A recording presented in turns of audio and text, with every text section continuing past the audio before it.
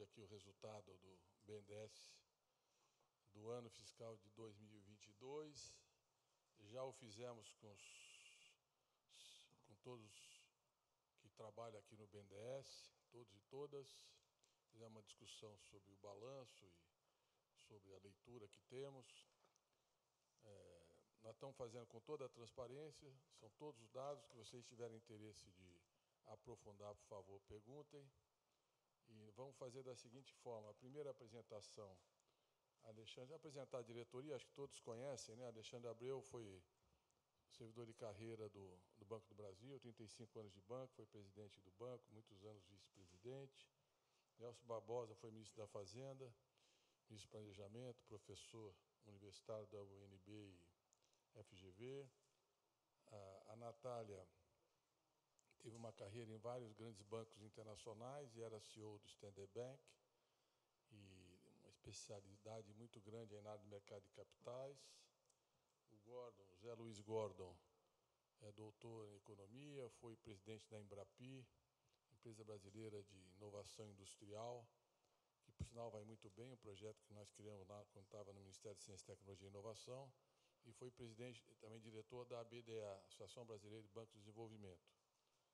A Tereza Campeiro, todos conhecem, foi ministra de Desenvolvimento Social e Combate à Fome, também doutorado nessa área, uma produção muito intensa na formulação de políticas públicas.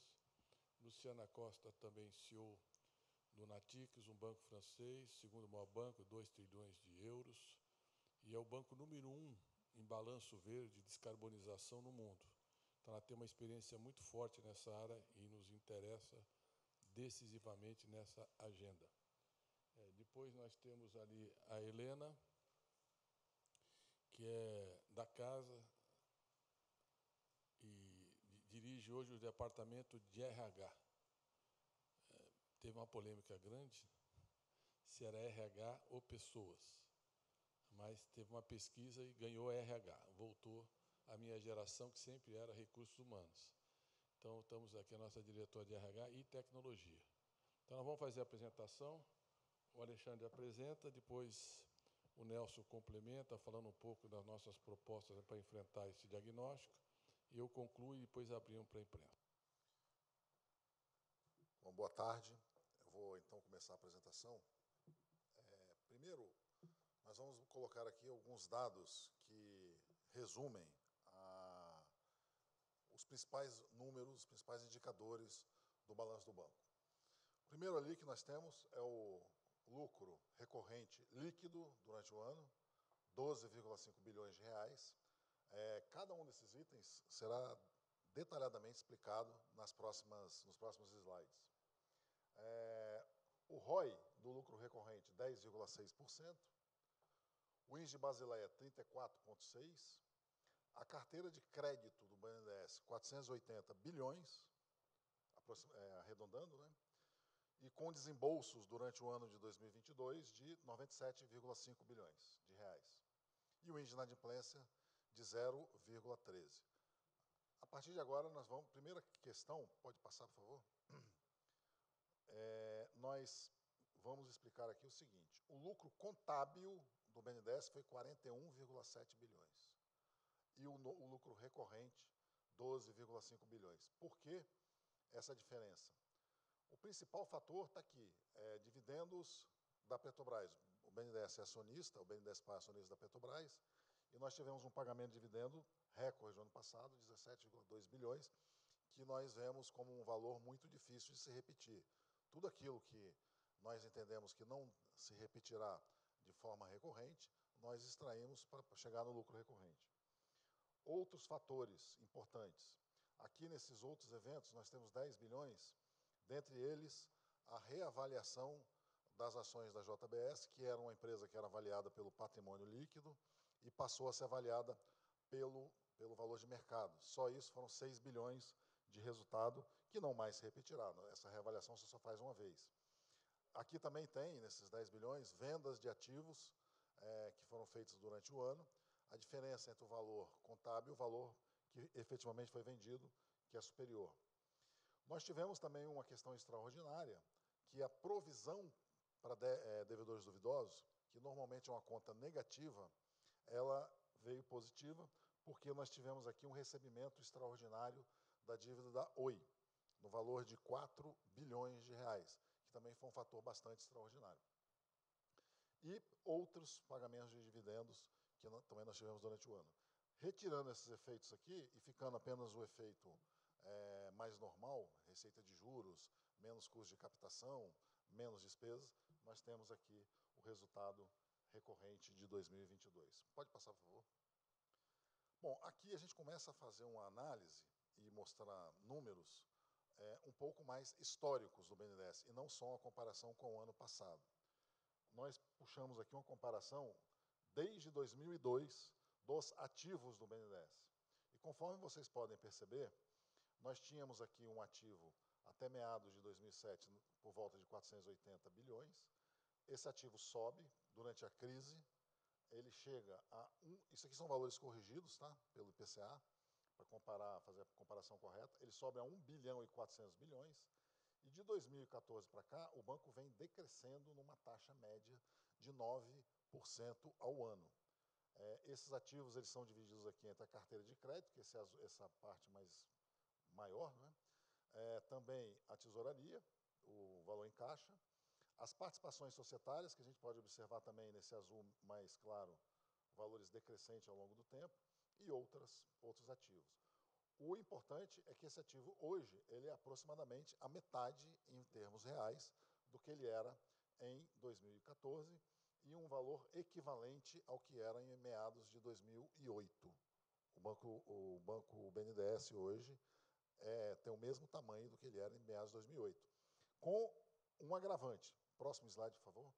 Quando nós olhamos apenas a carteira de crédito, que é aquela parte principal do outro slide, a gente vê um comportamento similar, só que nós temos aqui, nessa linha laranja, quanto que cada ativo desse representava em relação ao PIB na época em que ele aconteceu. Então, a carteira de crédito do BNDES hoje, ela é 480 bilhões, que em valores corrigidos é exatamente o mesmo valor de 2008, exatamente igual. Só que em 2008, esses 480 bilhões representava quase 7% do PIB. Hoje, representa quase 5% do PIB. Ou seja, quando eu olho apenas os valores corrigidos, eu posso dizer que a carteira está igual à de 2008. E a metade, menos da metade, do que era em 2014. Agora, quando eu olho em percentual do PIB, nós podemos dizer que nós caímos cerca de 30% de 2008 para cá. Ou seja, o BNDES vem encolhendo a sua carteira de crédito de forma bastante expressiva nos últimos anos. Isso é um fator preocupante. Eu não vou nem falar aqui agora sobre a questão do país, que perde a capacidade de um banco apoiar a sua economia. É um fator preocupante enquanto banco, porque você tem aqui o ativo principal gerador de receita do banco, ele vem caindo sistematicamente nos últimos 7, 8 anos. Se essa curva continuar nessa proporção, em algum momento, aqui na frente, nós vamos ter problema de resultado no BNDES. Isso nos preocupa, e por isso que nós estamos colocando aqui de forma bastante transparente essas informações. Pode passar, por favor. Aqui a gente olha, dá uma lupa em cima do desembolso do BNDES, né? Ou seja, quanto foi desembolsado em termos de operações de crédito ano a ano, e aqui nós fomos um pouco mais longe. Nós fomos a 1995, porque nós queríamos ver qual era a média de desembolso do BNDES antes do advento da crise de 2008, que provocou o aumento de desembolso a partir daquele ano. E essa média ela foi de quase 2%. Ou seja, o BNDES, antes do advento da crise de 2008, desembolsava uma média anual de 2% todo ano. E são governos diversos aqui. Nós começamos essa análise aqui no primeiro governo Fernando Henrique. É disso que nós estamos falando. Depois, com o advento da crise, esse desembolso ele foi para 3,3%, em média, teve picos aqui e tal, mas em média. E aí ele começa a cair de forma sistemática, chegando a 0,7% do PIB em 2021, e uma média de 1% no período 2016-2022. Em resumo, o BNDES hoje desembolsa a metade, em termos do PIB, do que desembolsava historicamente antes. Estou tirando da análise aqui todo o período pós-crise de 2008. Pode passar? Bom, o BNDES vendeu, ao longo dos últimos anos, boa parte de suas participações acionárias, cerca de 88 bilhões. E o que restou de participação estão essas empresas, Petrobras, JBS, Eletrobras, Copel, e outras com pequeno percentual, mas 77% da carteira ficou concentrado em 4 empresas. E essas participações, elas representam 37% do patrimônio líquido do banco. Ou seja, nós temos hoje uma participação bastante concentrada, de 62 bilhões, em 4 empresas apenas, que são essas 4 aqui que remanesceram. Adiante, por favor. Volta, por favor. Elas representam 77% da carteira de participações e 37% do patrimônio líquido. Ok? Muito bem. Olhando agora para o lado do passivo, ou seja, as fontes de recursos do BNDES, nós vimos primeiro o ativo. Nós fizemos a mesma análise. Então, a gente começa também lá em 2002, nós tínhamos lá um passivo da ordem de 480 bilhões, ele vai subindo, principalmente com o ingresso de recursos, empréstimos feitos diretamente do Tesouro Nacional, e a partir de 2014, esse passivo começa a decair, na mesma proporção, né, 9% ao ano, chegando agora a 680 bilhões.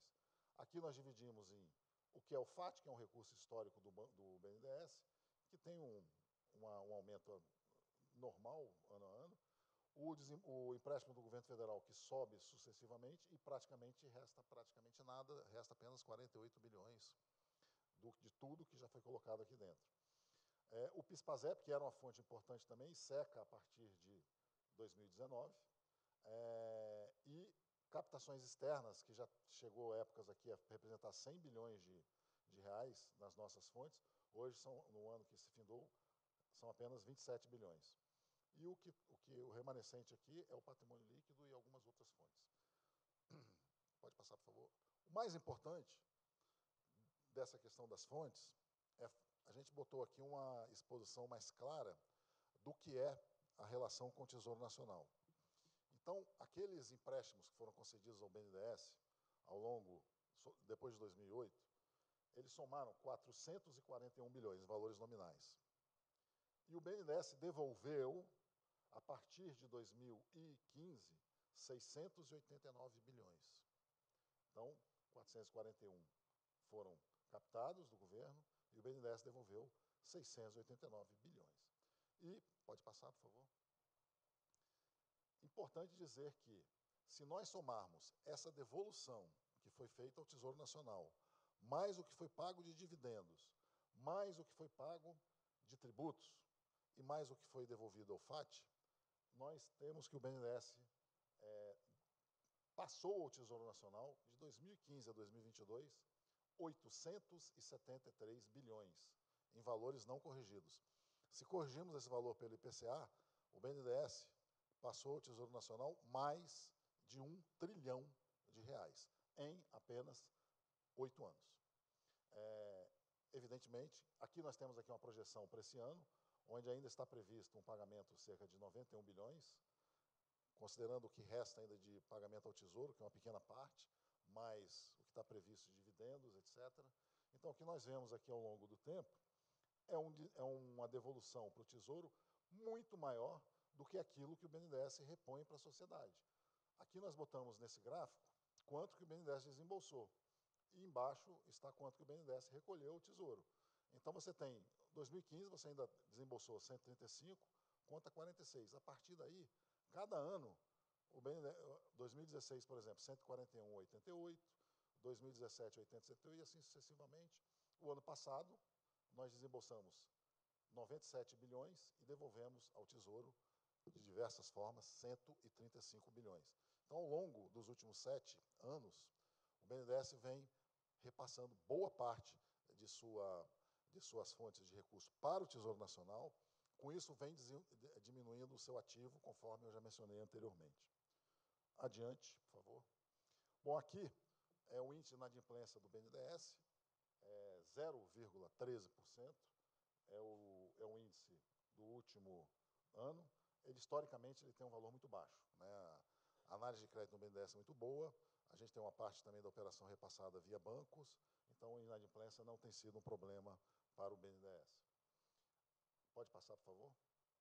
E, finalmente, para encerrar, o índice de Basileia, onde nós mostramos aqui um gráfico também de 2013 para cá, onde esse valor do índice de Basileia ele sobe, chegando a 40% aqui no ano de 2021, e agora fechamos com 34,6%, um número muito acima da média dos bancos de desenvolvimento, que é essa linha laranja, e muito acima do mínimo regulatório, o que mostra que, ao recolher o ativo do BNDES daquela forma, você tem um espaço de Basileia gigantesco para trabalhar, o que é uma ineficiência, porque você tem um capital que não está trabalhando adequadamente pelo banco. E, em princípio, fechamos aqui, então, essa primeira parte da apresentação, e eu passo a palavra agora para o Nelson, né, que vai fazer uma outra conversa aqui. Depois a gente abre para perguntas.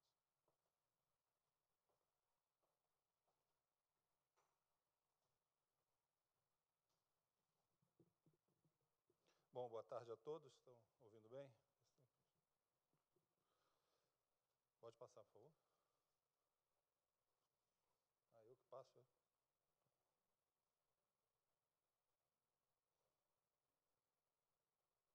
Opa, como é que eu fiz aqui?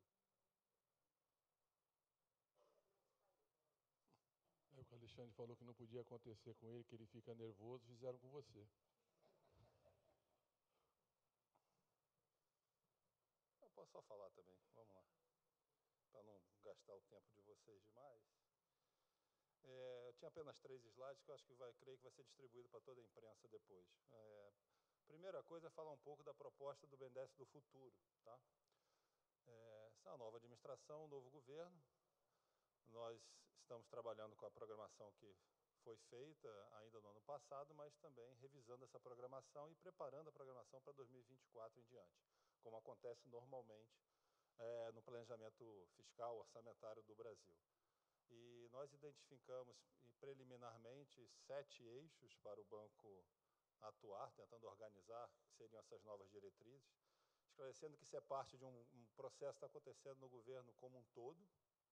O governo, em abril, tem que mandar o seu projeto de lei de diretrizes orçamentárias ao Congresso Nacional, e como os jornalistas devem estar cientes, a Casa Civil, na última sexta-feira, pediu a vários ministérios que apresentassem suas propostas de investimento para formar um novo programa de investimento. Então, aqui no BNDES, nós organizamos em 7 eixos, que é infraestrutura, micro, pequena e média empresa e inclusão produtiva, o segundo. O terceiro é socioambiental. O quarto é transição climática justa. O quinto é inovação e reindustrialização. O sexto, exportações. E o sétimo, diversidade e equidade. Tá? Só falar brevemente cada eixo desse. O Brasil continua tendo um gap muito grande de infraestrutura. Nosso objetivo é continuar expandindo, né, recuperando, na verdade. O desembolso em infraestrutura cresceu ano passado, mas ainda está muito abaixo do que ele foi em 2010 a 2014. Então, os desafios é recuperar a infraestrutura e também manter e ampliar a fábrica de projetos. O BNDES continuará sendo uma fábrica de projetos.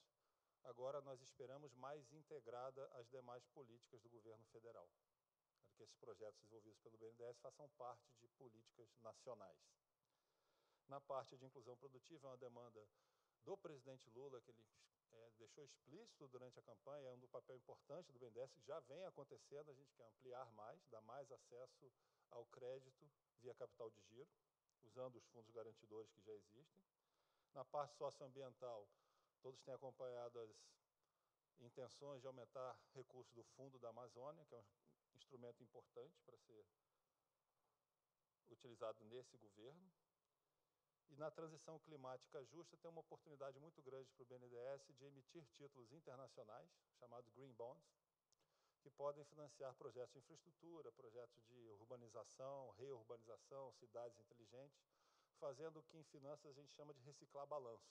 Né? Eu posso pegar fontes internacionais mais baratas, alocar para projetos associados à transição energética, e com isso eu libero recursos para outras atividades.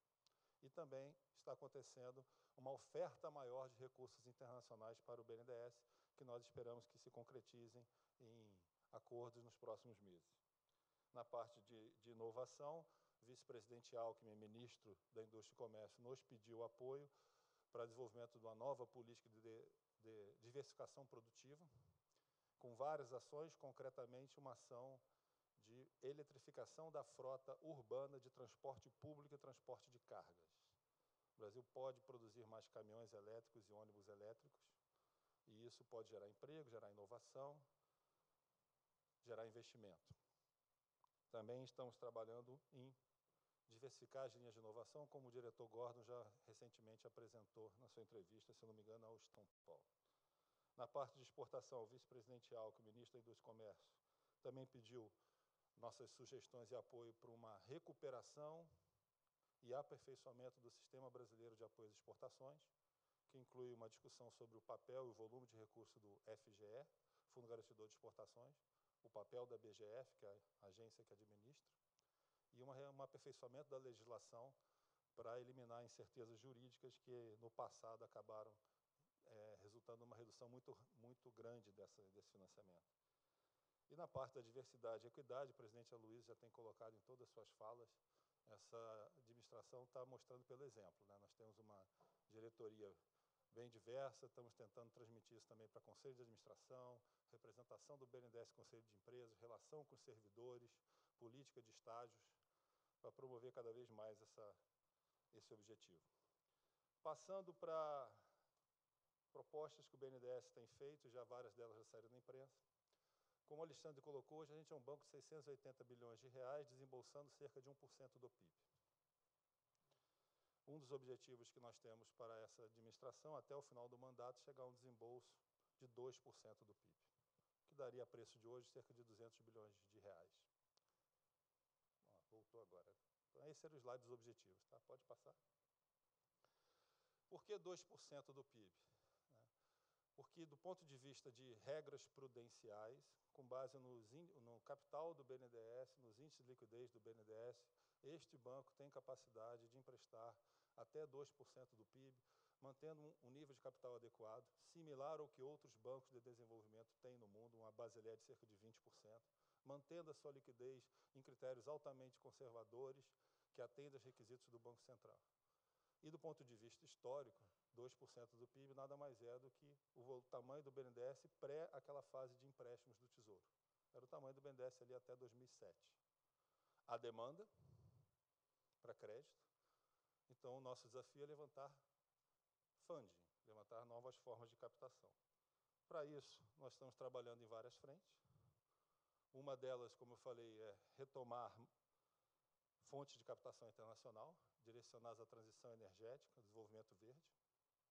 E a outra, o presidente Mercadante já colocou e eu reforcei, nós estamos solicitando, está em análise no Ministério da Fazenda, a criação de um novo título, a letra de crédito ao desenvolvimento, similar à letra de crédito ao imobiliário, a letra de crédito ao agronegócio, que teria isenção de imposto de renda ao investidor doméstico, e com isso nós poderíamos captar domesticamente em reais e direcionar isso para capital de giro, para linhas nas quais faça mais sentido estar atrelado, por exemplo, a Selic, o juro de curto prazo. Lembrando que a LCI, a LCA, as debêntures de infraestrutura já contam com esse incentivo. 3 instrumentos que, quando foram criados nos governos do PT, foram objetos de questionamento e críticas, é normal, e hoje são considerados instrumentos importantes para financiar o desenvolvimento do Brasil. A gente acha que a LCD pode fazer a mesma coisa, sendo emitida por bancos de desenvolvimento, não só o BNDES, por exemplo, o BDMG, o BRDE, focados em financiar inovação, infraestrutura, transição energética e atividades que serão definidas no escopo desse título, com prestação de contas, transparência e avaliação de impacto. Além disso, na parte de taxa de juros, nós também estamos propondo que o BNDES possa, nos recursos do FAT, principalmente nos recursos do FAT, que o BNDES possa utilizar mais de uma taxa de referência. Lembrando, hoje, o BNDES remunera o FAT nos recursos em reais pela TLP, taxa de longo prazo, que é a taxa do que o Tesouro paga em empréstimos em títulos de 5 anos corrigidos pela inflação. Traduzindo economês, a TLP é a inflação mais uma taxa real. Essa é uma das formas de captação do Tesouro, não é a única. O Tesouro também capta indexado a Selic, a LFT, quem opera no Tesouro Direto conhece. O Tesouro pode captar a taxa pré-fixada, uma taxa fixa, de 2, 3, 10 anos. Então, nós propomos que o BNDES possa remunerar o FAT por mais de um vetor. Continua existindo a TLP, só que ela será uma de várias taxas.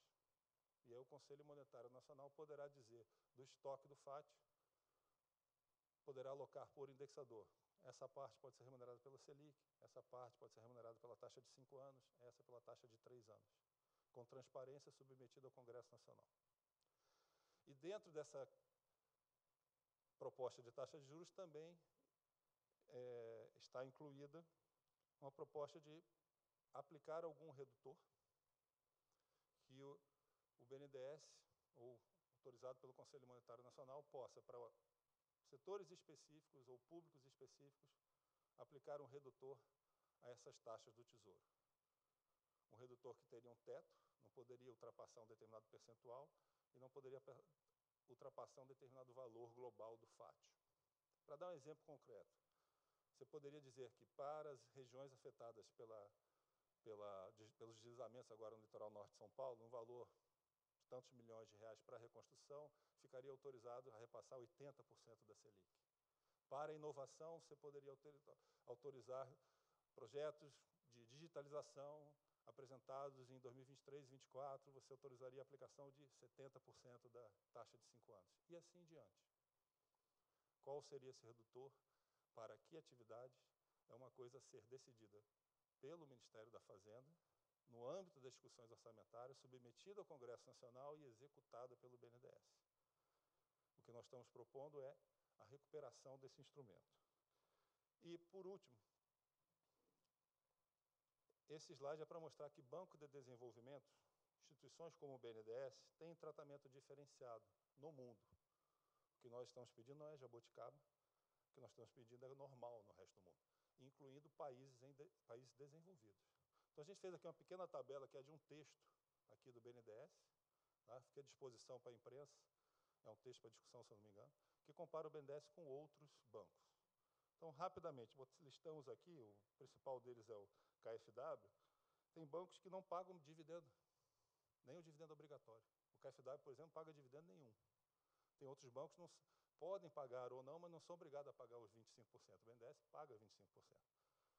Nisso, no que nós estamos discutindo com o Tesouro é, passado a fase de devolução de recursos, que está se concluindo nesse ano, que o BNDES possa voltar a pagar o que era no passado, pagar 25% de dividendos. Hoje, paga normalmente 60%.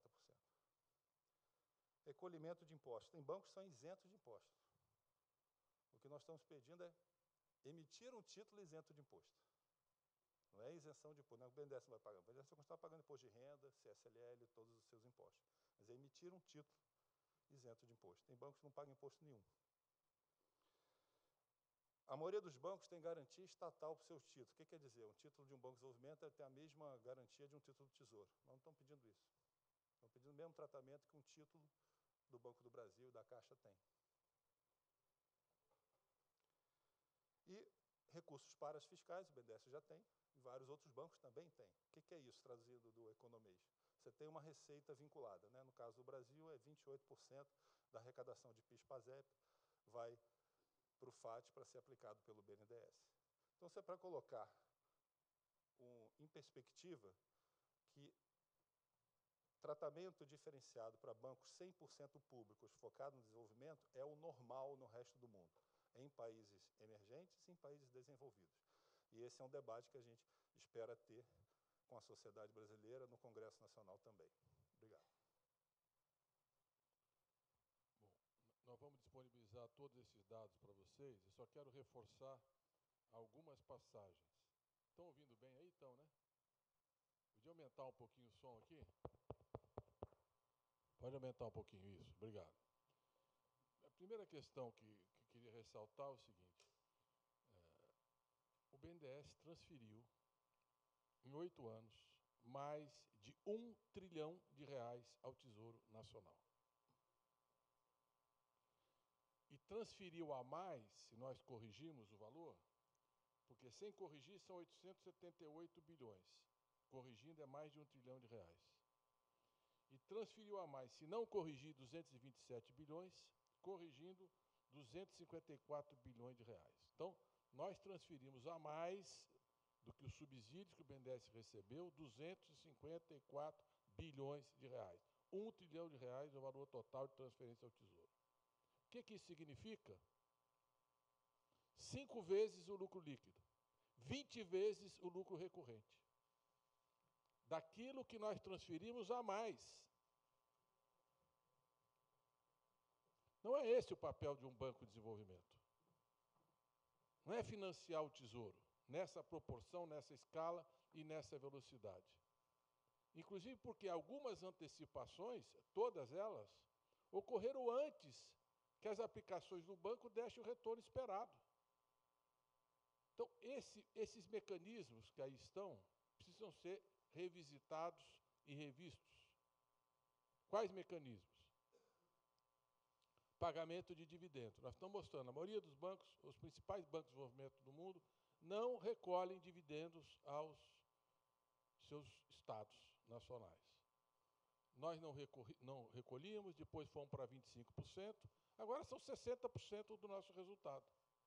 Qual é o problema? Que esse é o capital próprio do banco e aquilo que o nosso trabalho da instituição realizou e que deveria voltar para a economia, como crédito, como financiamento, como geração de emprego, de renda, que é esse o papel fundamental do BNDES, fazer esse país crescer, gerar emprego para a população, estimular o empreendedorismo. Não está acontecendo. Mas não é só o recolhimento de dividendos. São impostos que nós não recolhíamos como IOF que nós estamos recolhendo. Mas também não é só isso. É o pagamento antecipado que foi decidido pelo Tribunal de Contas e que nós estamos fazendo ao longo de todos esses anos, cujo resultado final, somando todo esse montante, é esse, mais de R$ 1 trilhão. Então, o que é que nós queremos? Rever essa relação, para que o banco possa resgatar o seu papel histórico. E qual é o nosso projeto? Nosso projeto é voltar ao patamar histórico que nós tínhamos ali depois do Plano Real, que era 2% do PIB. Isso significa, daqui até 2026, nós queremos dobrar o tamanho do BNDES, que é muito menos do que era o BNDES de 2008 a 2015. Mas nós precisamos dobrar para o BNDES cumprir a sua função social, que é um banco de desenvolvimento econômico e social, e eu diria, e de sustentabilidade ambiental do Brasil. Então, isso está no centro das nossas preocupações. O segundo problema é que o FAT, nós temos uma taxa de juros hoje, a TLP, que é o valor da NTN de 5 anos. É uma das formas em que o Tesouro se financia, com prazo de 5 anos. Existem outras possibilidades que o Tesouro utiliza para se financiar. LTN pré-fixada, pós-fixada, NTN de 3 anos, tem várias, Selic. O que é que nós queremos? Nós queremos a possibilidade de utilizar outras taxas, como qualquer banco faz. O banco não tem uma taxa para qualquer cliente que bate na porta. Uma microempresa não é igual a um grande projeto de infraestrutura de longo prazo. Nós estamos prisioneiros de uma única taxa e que, quando foi implantada, ela tinha um deflator. Era 57% da NTN de 5 anos. Depois foi um pouco mais de 60%, 70%, 80%, 90%, agora é 100%. Então, é uma taxa muito volátil, porque tem um indexador, é um indexador da inflação, do IPCA mensal, e é uma taxa que está muito elevada. Então, nós não precisamos dessa taxa para remunerar o FAT. Nós precisamos de uma taxa mais adequada para financiar a micro e pequena empresa, para financiar a transição energética, a descarbonização da economia, para financiar a inovação. Não tem inovação com essa taxa. E o Brasil precisa inovar para recuperar o seu processo de produção industrial, a sua indústria. Então, essa pauta toda que o Nelson detalhou aqui, que é o que nós estamos dialogando já conversamos com o ministro Alckmin, já conversamos com a Fazenda, estamos conversando com a Casa Civil, está tendo um diálogo dentro do governo, é fundamental para o BNDES cumprir o seu papel. Porque o banco está encolhendo, e os resultados vão encolher, se isso não for revertido. Mas não é o problema só de encolher, é o banco não cumprir a sua função essencial, que é induzir o desenvolvimento. É isso que nós estamos falando. Nós não podemos continuar transferindo recursos nessa escala para o Tesouro Nacional, não podemos continuar nesse ritmo de transferir R$ 1 trilhão em 8 anos. Bom, segundo ponto, exportações. E aí vocês podiam ajudar, vocês da imprensa, a esclarecer algumas coisas que parecem óbvias, mas nos tempos que vivemos não são. 98% do mercado existente está fora do Brasil. O Brasil é menos de 2% da economia mundial. 98% está fora do país. Para nossas empresas terem competitividade, elas precisam exportar. Nós precisamos utilizar as nossas vantagens competitivas, nossas vantagens comparativas, o potencial que nós temos, não só de recursos naturais, e outras tantas, o mercado, a escala do nosso mercado, para disputar o mercado internacional. É isso que gera emprego no Brasil, isso gera renda, isso gera impostos, isso gera crescimento, isso gera progresso, isso gera inovação. Aí vou dar os dados das exportações de bens manufaturados, de bens industriais. Vou pegar um ano que eu me lembro bem, que eu terminei meu mandato no Senado, 2010. Nós financiamos, o BNDES financiou naquela época, 11 bilhões... Vou botar o óculos, que o número está pequeno aqui. 255 milhões de reais. 11 bilhões, 255 milhões, foi nosso desembolso para financiar, não estou falando de serviço, estou falando de bens industriais, bens manufaturados. Automóveis, aviões, máquinas, equipamentos, etc. Em 2016, 4 bilhões 394. Então, de 2010 a 2016, a gente cai por menos da metade. Sabe qual é o financiamento de exportação de bens manufaturados esse ano? 407 milhões. Então, em 22, 407 milhões. Ou seja, é 10% em 2016 e 5%, menos de 5% do que foi o financiamento em 2010. Isso não pode continuar. Nós vamos criar um Exim Bank. Como todas as economias dos países envolvidos têm, um banco focado no comércio exterior, que alavanque as exportações. Em relação aos serviços de engenharia, eu só queria esclarecer uma coisa básica. O Brasil tinha, até pouco tempo, 5% da engenharia mundial. A engenharia tinha um peso maior do que era o nosso peso no PIB mundial. Hoje é 0,5%.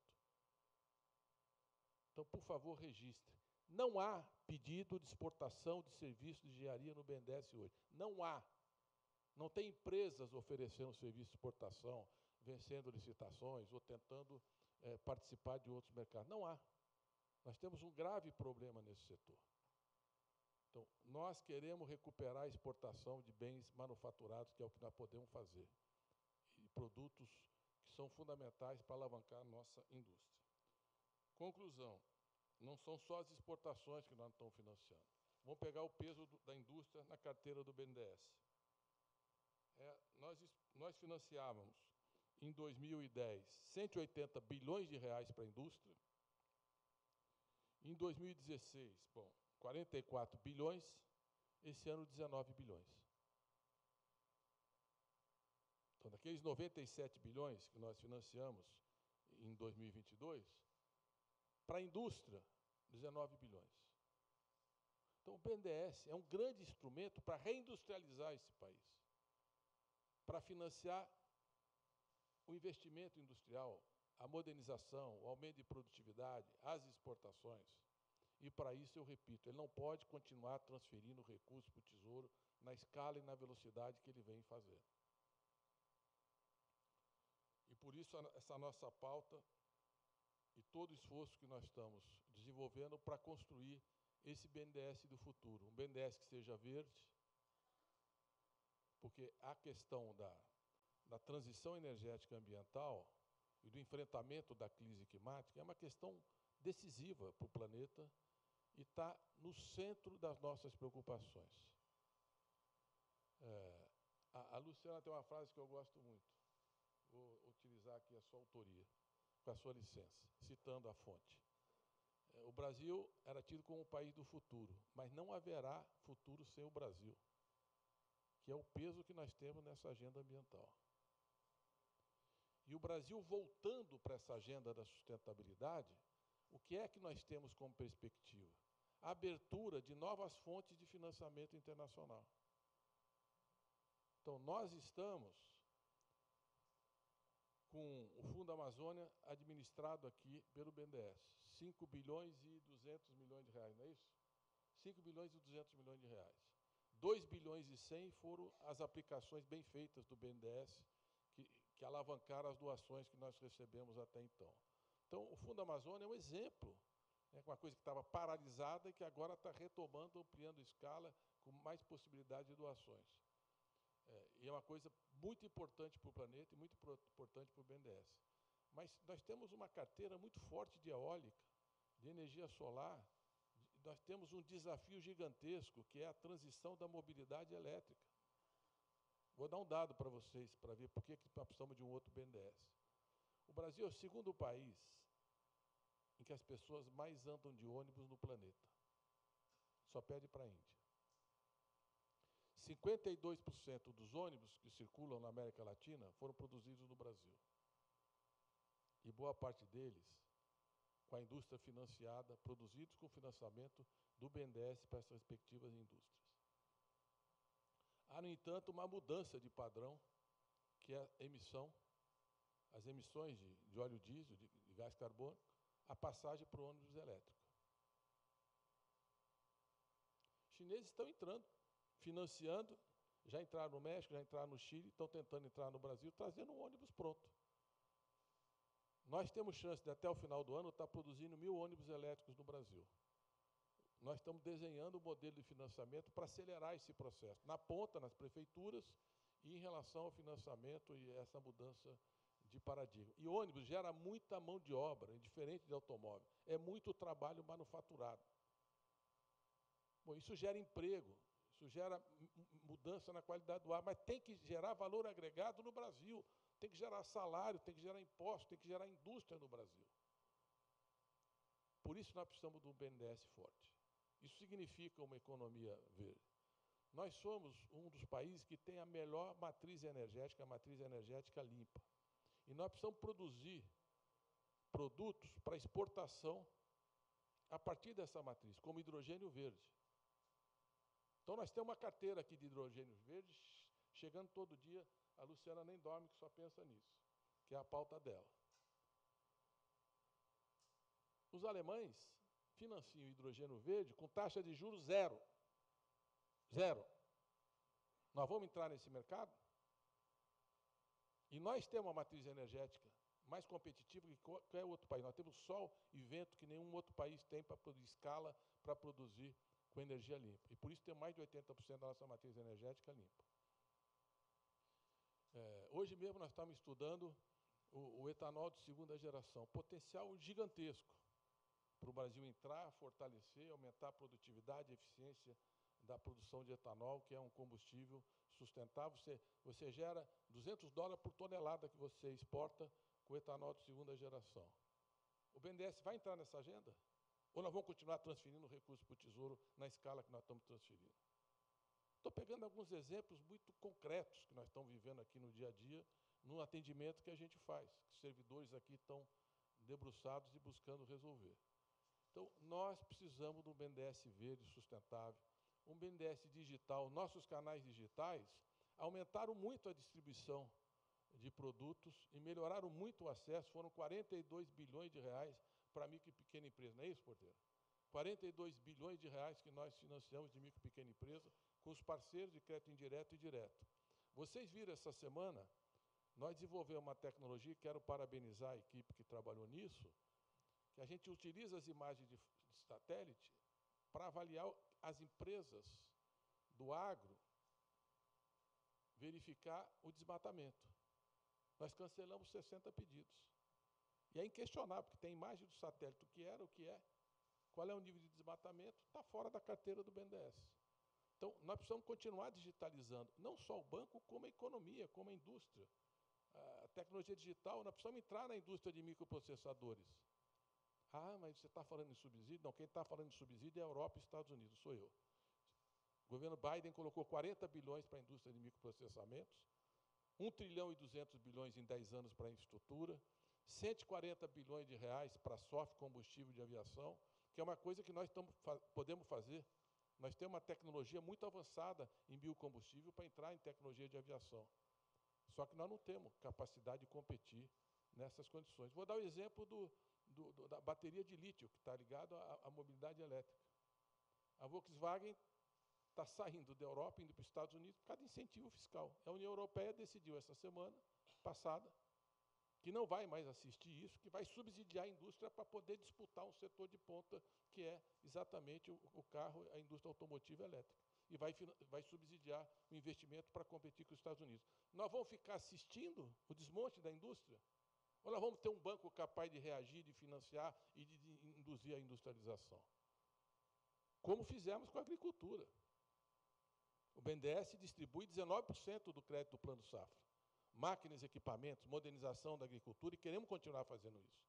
Mas nós não podemos assistir dados como esse da indústria e achar que é assim. Não, não é assim. Não pode ser assim se nós quisermos desenvolver esse país, gerar emprego, crescimento, inovação e tecnologia. Então, eu espero que com esses dados... E outra coisa é o seguinte, nós não vamos falar sozinhos, nós temos um pacto com os trabalhadores, servidores dessa casa, os empregados, nós vamos falar todo mundo, nós vamos defender o BNDES e mostrar a importância que ele tem e por que é que nós temos que reverter esse quadro. Então, eu espero que a gente consiga mudar a qualidade do debate em torno do papel do BNDES. Não pode ser um debate tão simplificado e tão reduzido como nós temos tido, às vezes, pela uma completa incompreensão. E não estamos falando aqui em voltar no BNDES de 4% do PIB. Nós estamos falando em 4 anos voltar ao que era a média histórica do BNDES. E é possível, nós vamos lutar por isso, acreditamos nisso. Por isso estamos apresentando esses dados, parabenizando aqueles que trabalharam o ano passado para tudo que foi realizado aqui, mas mostrando que nós precisamos fazer mudanças importantes na relação do BNDES com a economia, com a indústria, com a inovação, com o meio ambiente, com a micro e pequena empresa, e que, para isso, tem que mudar também a relação com o Tesouro. Então, é isso. Obrigado.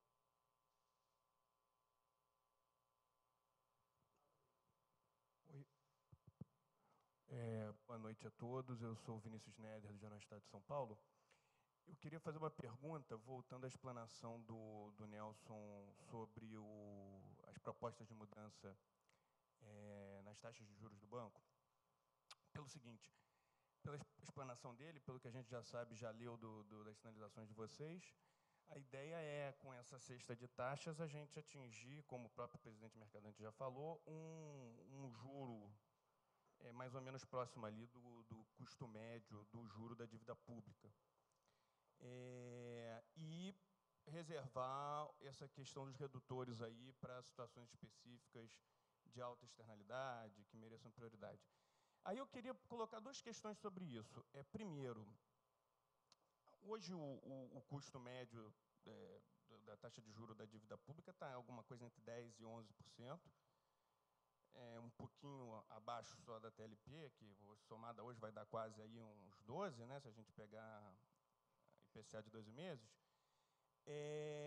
mas está entre 10% e 11%, com tendência de subir, né, já que a Selic foi à frente, claro. Leva um pouco de tempo para ir para a dívida toda.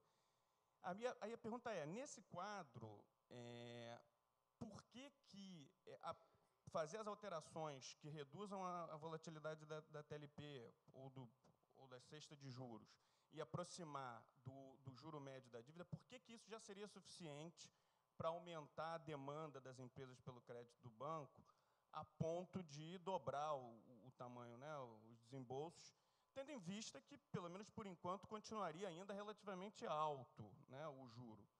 esse é um ponto que eu queria levantar. E o outro ponto o Nelson comentou, né, que a questão aí do redutor seria definido pela Fazenda, pelo CMN, aprovado pelo Congresso, e sempre a sinalização é de que não seria um montante muito relevante. Eu queria, de repente, uma sinalização de quanto que seria, no total do crédito, esse redutor, essa condição diferenciada, que aí iria abaixo do custo médio da dívida. Né? Se a gente está falando de 5% do crédito, 10%, 15%, 20%, 30%, só para ter uma noção de quanto que seria o montante do crédito que teria subsídio implícito, pelo menos. Né? Obrigado. Bom, vamos lá. Sobre o juro, usar o vetor de captação do Tesouro tem por objetivo facilitar a administração de captação e desembolso do BNDES. Mesmo nas taxas atuais, se eu puder, por exemplo, captar a Selic para financiar capital de giro, reduz o custo da linha, que hoje o BNDES tem que fazer swap de TLP para Selic para poder emprestar capital de giro usando a Selic. Então, mesmo nas taxas atuais, essa pequena mudança ajuda alguma coisa, reduz alguns basis points e que torna as taxas competitivas. Nós estamos fazendo essa proposta, Vinícius, não é achando que isso vai dar um grande impulso esse ano, nos próximos 6 meses. É uma proposta para o futuro, uma proposta estrutural. A gente sabe que na condição de curva atual, isso por si só não é uma grande redução de taxa, mas facilita em algumas linhas. Para algumas outras linhas, a TLP de 5 anos já funciona. Para a linha de infraestrutura, ela já funciona, pode ser mantida. Para outras linhas, talvez você possa usar uma taxa pré de 3 anos para financiar a inovação. Então, aí é uma questão de compatibilizar.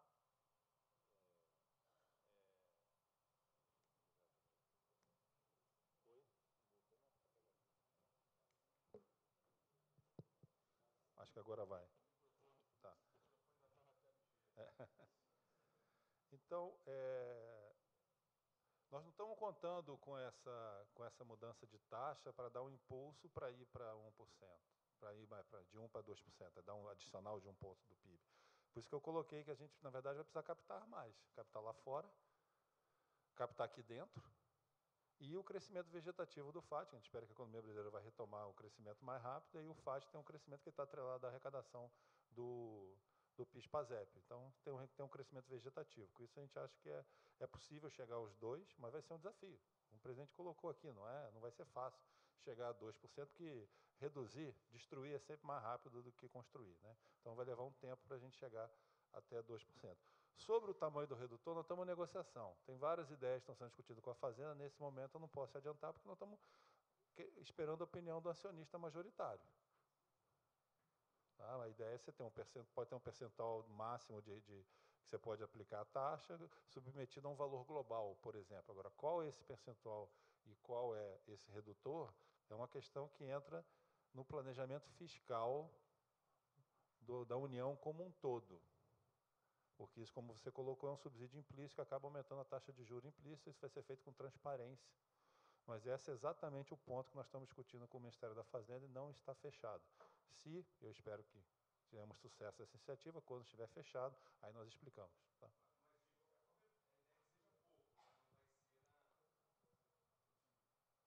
Deixa eu reforçar aqui.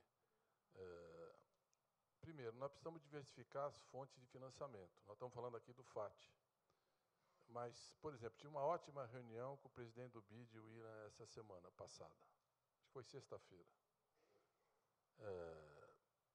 O BID, por exemplo, capta a AAA. O rating do BID é Estados Unidos, Europa e Japão. Então, eles estão dispostos, por exemplo, a captar e ajudar a melhorar nosso fundo com a menor taxa de captação internacional. Nós estamos negociando intensamente com a China, e vamos ter a viagem agora no final do ano, para buscar outras fontes de financiamento também. No final do mês agora, dia 28, o presidente estará lá, deve ir um pouco antes, voltar um pouco depois. Nós estamos trabalhando fortemente para ver linhas de financiamento para projetos de infraestrutura, transição energética, indústria, enfim, que é um parceiro também relevante.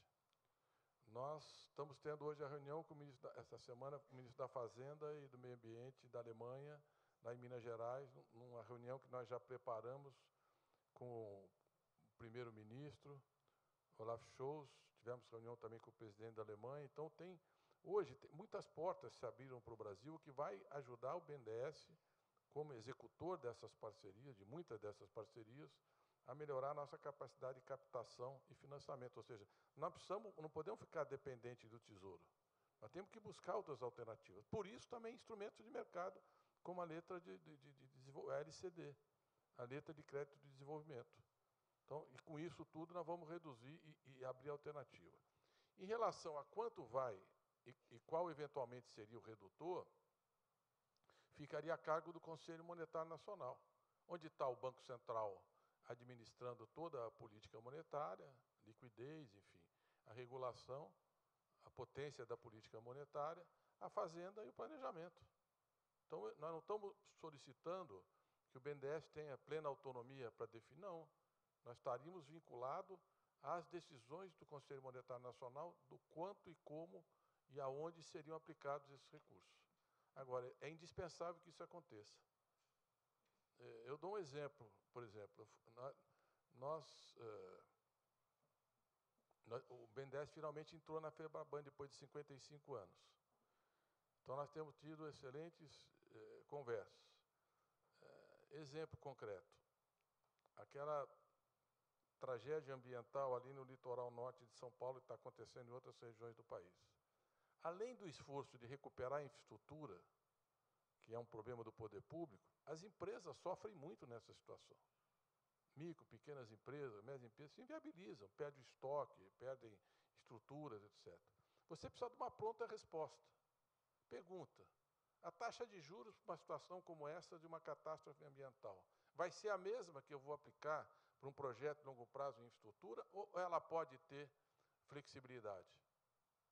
Pode e deve ter flexibilidade. Então, é isso que o Conselho Monetário Nacional tem que regular. É isso que o BNDES está reivindicando. Só também falando um pouco das formas de captação, acho que a gente quer retomar a capacidade do BNDES, como a gente já falou aqui, de captar recursos em mercados. E tem duas formas a gente fazer isso, principalmente no mercado internacional.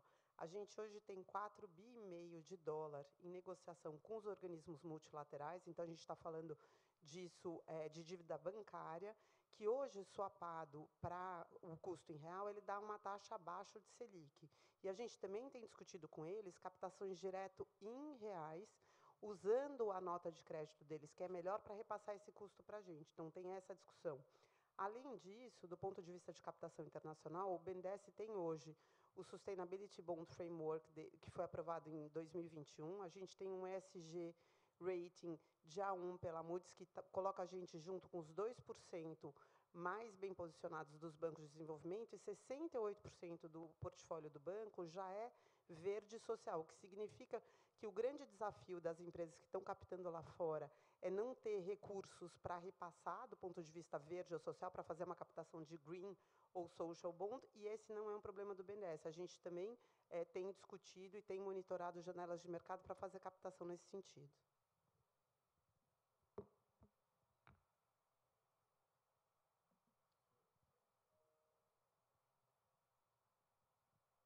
Boa noite, presidente, diretores. Eu queria falar um pouquinho sobre os dividendos, né, que são pagos ao Tesouro Nacional. Queria saber, primeiramente, Paula Martini, do Valor Econômico, estou aqui com o Rafael Rosas, meu colega também. A gente queria saber, primeiro, em cima desse lucro que vocês apresentaram hoje para 2022, já se sabe qual vai ser a parcela, quanto vai ser pago de dividendo em cima desse lucro? E queria também um número em relação a 2021, quanto o banco pagou em 2022 sobre o lucro de 2021. O presidente Mercadante tem também falado sobre essa questão de isonomia do pagamento dos dividendos, né, que deveria ser reduzido em 60%, e eu queria entender um pouco melhor se isso tem que passar pelo Conselho de Administração do Banco e se é necessária alguma mudança no Estatuto, porque em 2017 ou 2018 houve uma mudança no Estatuto do BNDES justamente para regulamentar a taxa de dividendo ao Tesouro Nacional. Então, gostaria de saber um pouco melhor como que seria essa dinâmica, se é preciso alterar o estatuto do banco e de que forma isso pode ser feito internamente. Em relação ao processo jurídico, nossos dois advogados, o advogado do banco hoje é o Walter, que foi presidente do conselho, e o Navarro, que foi da CGU, foi pai da área de corrupção, estão em Brasília, lá no TCU. Nós temos uma série de agendas lá de conversação. Em relação a essa questão do procedimento, é simples de resolver. Quer dizer, o Conselho de Administração seguramente votaria favorável ao banco, e, se precisar mudança de estatuto, o acionista majoritário é a PGFN. A discussão não é essa, a discussão é econômica, né? O evidente que a Fazenda tem as suas responsabilidades fiscais, tem uma meta de superávit. Veja que, por exemplo, o pagamento daquelas antecipações do TCU, aquilo ali não entra no resultado primário. O dividendo entra. Então, você tem uma discussão de mérito aí, que é isso que é importante. Agora, devolver 60% do dividendo, que é um capital próprio do banco, com essa, nós temos aí um problema de aversão ao risco, um cenário internacional mais adverso, esses últimos episódios dos Estados Unidos, em relação à captação, dificuldade de captação no mercado interno, faz todo sentido um banco público, por exemplo, ter recursos para mitigar o risco, que foi o FGI e PEAC, por exemplo, no passado, na pandemia. Quer dizer, se nós ampliarmos esses instrumentos, nós vamos dar mais segurança para o crédito na ponta para enfrentar desafios, por exemplo, como é o caso dos fornecedores do varejo. Então, nós precisamos ter recurso para desempenhar. E, volto a dizer, nós não estamos tirando recursos do Tesouro. Nós estamos querendo rediscutir a velocidade e o volume de transferência que nós estamos fazendo ao Tesouro. Nós já devolvemos mais de 257 bilhões a mais do que nós recebemos de subsídio. Então, o próprio Banco do Brasil paga 40% de dividendos. Por que o BNDES vai pagar 60%? Qual é a razão? Eu posso até ter uma explicação lógica. Naquele período que os subsídios eram muito altos pela TJLP, esses mecanismos foram se implantando, mas hoje não faz mais sentido. Não há essa transferência, ao contrário, e não tem por que manter esses mecanismos, como foi o caso do IOF, dividendos e tudo mais. Então, é esse conjunto de procedimentos que nós precisamos mudar para o banco poder cumprir melhor a sua função, especialmente numa conjuntura de crédito como essa. O dividendo pago o ano passado foi 19 bilhões de reais. Tem, veja bem, o lucro foi de 41 bilhões, o lucro total. Caso nós paguemos 60%, como foi o ano passado, nós vamos para pagar 24 bilhões. Caso a gente pague só o mínimo obrigatório, que é de 25%, 10 bilhões, a diferença é 14. Certo? Imagina o que significa 14 bilhões de recursos próprios, né, captado com o trabalho que o banco fez, que esse pessoal que está aqui, os que não estão aqui, trabalharam e ralaram muito para botar para dentro. Então, é um capital próprio que pode melhorar muito as condições de financiamento que você estava mencionando. Só para confirmar 24 esse ano. 24 se for 60 do lucro e 14 se for 25. Não, 10 se for 25, 10 a pagar, 14 a manter no nosso balanço. Tá? Agora, não há uma definição ainda se vai ser 25 ou 60. Não, mas depois da sua matéria vai melhorar muito a negociação para o BNDES. Mas, de qualquer forma, não é obrigado que seja 60, né? Não. O mínimo é 25%. O banco não pagava dividendos. Sim, mas o ministro Haddad vai querer 60, ele não, precisa melhorar a conta dele. Nós vamos sentar porque ele sabe da importância dessa discussão que nós estamos fazendo. Essa é a discussão que nós estamos fazendo. Por exemplo, o Meirelles, ministro, pagava 25%. Sim. O banco pagava 25%. Chama o Meirelles, ele pagava 25%. Mas ali o teto tinha folga, né? Agora o Haddad tem que mostrar o número lá para o Campos Neto. Não, por isso que eu falei, gente. Mas por isso que eu estou dizendo que não há discussão formal se é o estatuto o que é. Eu estou dizendo o seguinte, a Fazenda tem a sua responsabilidade. Ela tem que apresentar superávit. Essa é uma questão fundamental da política fiscal e é uma responsabilidade da política econômica. Nós estamos totalmente conscientes e seremos parceiros nisso. O que nós estamos dizendo é que o banco já transferiu, a mais do que recebeu do subsídio, 257 bilhões de reais. Então, esses mecanismos que foram criados em um momento em que havia uma grande transferência de subsídios, podem ser revistos, podem ser amenizados. Eu cito um exemplo concreto, acabei de falar, o Banco do Brasil transfere 40. Então, eu acho que tem uma pauta, isso é parte da nossa negociação com a Fazenda. Tudo isso, dividendos, a TLP, o IOF, a letra de... Nada disso está decidido, está em discussão. Nós estamos apresentando o balanço e o que estamos propondo com total transparência para vocês. É isso que nós já conversamos com todas as instâncias da Fazenda, com a Casa Civil, apresentamos em linhas gerais ao presidente Lula, ao presidente Alckmin, que está, nosso ministro, né, supervisor, que está totalmente empenhado nessa agenda, e estamos conversando com todas as instâncias do governo. Agora, nós entendemos e seremos parceiros da Fazenda nas suas responsabilidades. Agora, achamos que tem espaço para negociar, dado o volume de recursos que nós já transferimos, que vai muito além daquilo que para o banco poder cumprir o seu papel. Porque qual é o objetivo último da política econômica? É crescer, gerar emprego, gerar renda, gerar investimento. É isso que o BNDES tem que fazer, é isso que a Fazenda quer, é isso que o presidente espera. Esse é o compromisso. Boa noite. Rodrigo Viega, da Reuters, Jovem Pan. Nelson e Mercadante e Nelson, por gentileza. Obrigado pela atenção. Vamos lá. Entra governo, sai governo, entra presidente, sai presidente. A discussão gira em torno de se o crédito tem que ser subsidiado ou não tem que ser subsidiado. Vai da vertente da filosofia... Você está falando dos Estados Unidos, da União Europeia e do Brasil? De todo mundo, inclusive do Brasil. Da China também, tá bom. Então, é todo mundo. Então, o senhor, inclusive, citou esses exemplos mais recentes de União Europeia, de Alemanha, em que o mundo todo está caminhando para esse movimento de subsidiar os seus setores, os seus segmentos, para dar competitividade aos setores em nível global. Nós estamos voltando a essa ideia, essa filosofia de subsídios para estimular economia local e competitividade internacional. É isso que eu queria saber do senhor inicialmente. Do Nelson, por gentileza, que setores especificamente eles poderiam ter esse benefício, essa vantagem, eu diria, numa remuneração menor? São setores ligados à sustentabilidade, são setores ligados à economia verde, são setores em que o Brasil pode ter realmente um papel protagonista e preeminente no setor internacional, uma coisa mais de mercado interno.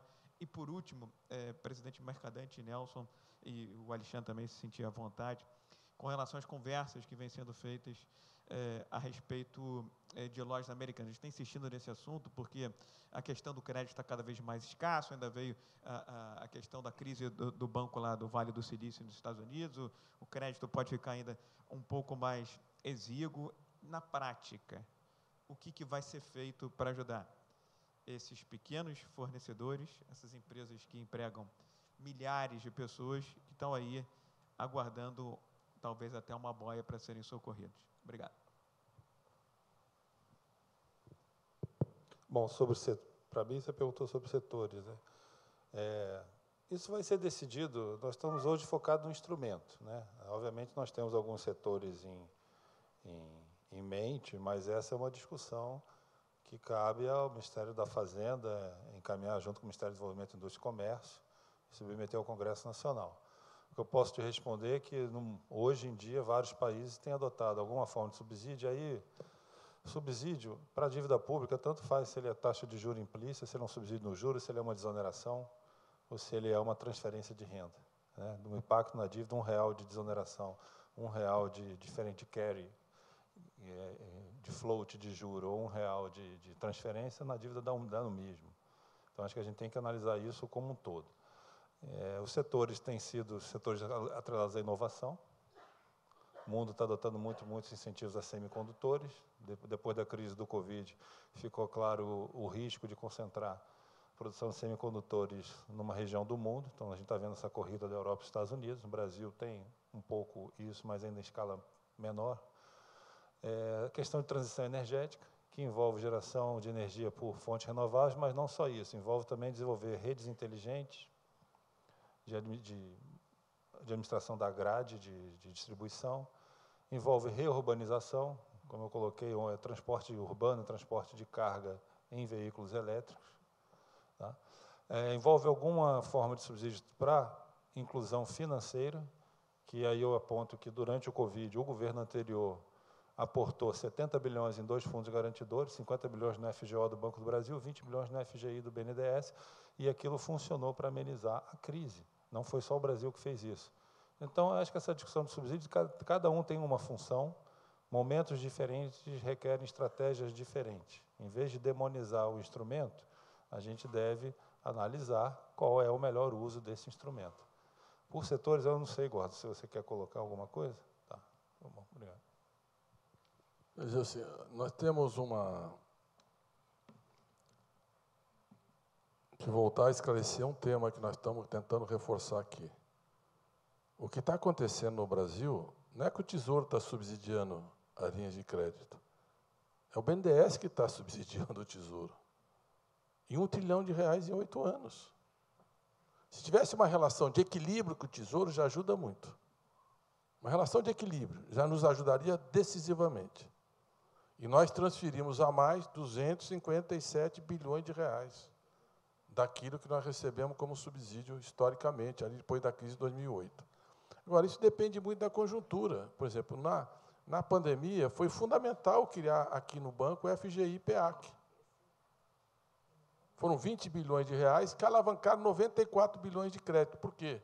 Porque o BNDES passou a garantir 80% da operação até o limite de 90 milhões de faturamento das empresas. Com isso, você estimulou o sistema financeiro privado, que estava com a aversão ao risco. Você tinha ali o início de uma crise de crédito, e a economia conseguiu atravessar um momento extremamente delicado. Então, o banco público tem esse papel complementar. O que nós não estamos... E veja que a maioria das medidas que nós estamos sugerindo não significa subsídio. Por exemplo, capital próprio, o caso dos dividendos. É um recurso próprio que nós podemos gerir e gerar mais emprego, investimento, mais receita, melhorar a relação dívida-PIB pela geração de impostos para a economia e porque o PIB crescendo melhora o denominador e a relação avança, que é uma preocupação central da política fiscal. Agora, nós estamos dizendo que há alguns desafios que exigem subsídio. Por exemplo, inovação. O Congresso, a Câmara, acho que aprovou recentemente, está tramitando, deve concluir essa semana, TR para a inovação da FINEP. Faz todo sentido a TR, é uma taxa de juros de 2%, 3%. Por quê? Porque inovação é risco. Você tem que estimular. Agora, a inovação é que faz o salto de qualidade no progresso tecnológico de uma indústria, de uma economia, e é um instrumento fundamental desses desafios que nós estamos na indústria 4.0. Então, é importante o banco ter recursos para fazer inovação. Agora, não tem como fazer inovação com TLP. Não tem demanda. Não tem demanda, não tem inovação. E o resultado é esse da indústria que nós estamos vendo, caindo, desindustrializando o país, diminuindo a nossa presença na economia mundial em termos de exportação de bens. É isso que nós queremos reverter.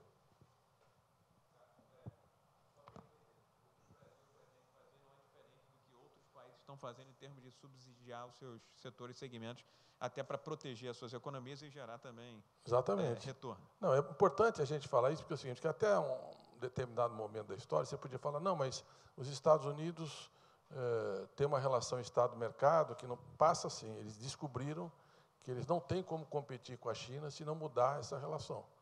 E estão entrando, o Estado americano está entrando pesado, não só subsidiando, é o caso, por exemplo, eles puseram 20 bilhões de dólares para trazer uma empresa de microprocessadores de Taiwan para os Estados Unidos. E estão proibindo exportar para a Ásia. Não só chips de última geração, como as máquinas que produzem os chips, que são produzidas na Holanda. Então, eles estão entrando pesado para poder defender o que eles acham que é o interesse da economia americana. Eu disse aqui, combustível de avião, que é o futuro. Nós temos um grande potencial, né? A Embraer, o etanol de segunda geração. O Brasil tem muita força no biodiesel. Nós podemos entrar forte nesse mercado de SOF. Agora, tem que ter é inovação, é pesquisa, é fronteira do conhecimento. Para entrar no mercado como esse, que vai ser decisivo para a aviação, os americanos estão pondo 140 bilhões de dólares, não é isso? 140 bilhões?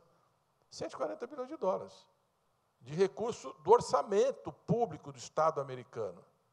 140 bilhões de dólares. Nós vamos entrar nesse mercado? Tem que ter o recurso para a inovação que viabilize a pesquisa, o risco de quem vai produzir, de quem vai mergulhar. E já tem demanda para isso. É a mesma questão que eu falei de hidrogênio verde. Tem muita demanda no Brasil para hidrogênio verde. E muito interesse internacional em investir em hidrogênio verde, porque a nossa matriz é limpa. Agora, os alemães chegaram e falaram assim, é juro zero para quem investir aqui em hidrogênio verde. Juro zero. Então, nós precisamos olhar essas coisas para poder ter competitividade. Por exemplo, no caso da energia limpa, da energia sustentável, renovável, o país é imbatível em vento e sol. Agora, o nosso custo de capital é proibitivo. Se nós quisermos continuar avançando, nós vamos ter que ter um custo de capital que permita competir. É disso que nós estamos falando.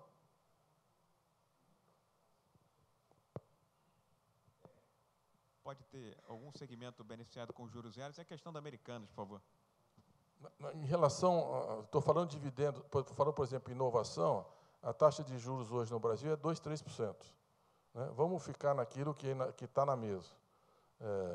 Em relação aos fornecedores do varejo, nós precisamos criar um mecanismo de financiamento que seja associado a empresas âncoras e para garantir o financiamento aos fornecedores.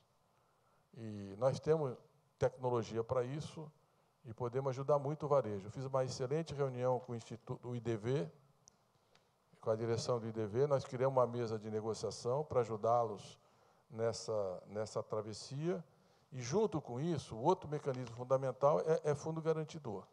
Nós precisamos fortalecer o fundo garantidor para poder reduzir a aversão ao risco nos fornecedores e poder retomar as linhas de crédito e reverter esse ambiente que ficou a partir do impacto que foi muito grande da manipulação ou dos indícios de manipulação de balanço das lojas americanas. Impacto muito grande no sistema financeiro e nós precisamos de medidas novas para dar sustentação ao setor do varejo. É 12% do emprego do Brasil. É um setor que gera muita renda, muito emprego e que, nesse momento, precisa de crédito, principalmente capital de giro. Nós estamos... Tudo isso passa pelo governo. Né? É o governo que decide. Nós temos propostas, já desenhamos 2 mecanismos fundamentais: fortalecer o fundo garantidor e criar um FDIC para empresas âncoras financiarem fornecedores. O chefe falou que deu, então. Muito obrigado a vocês aí. Bom trabalho, espero que caprichem para a gente ter um BNDES forte e um BNDES do futuro. Obrigado.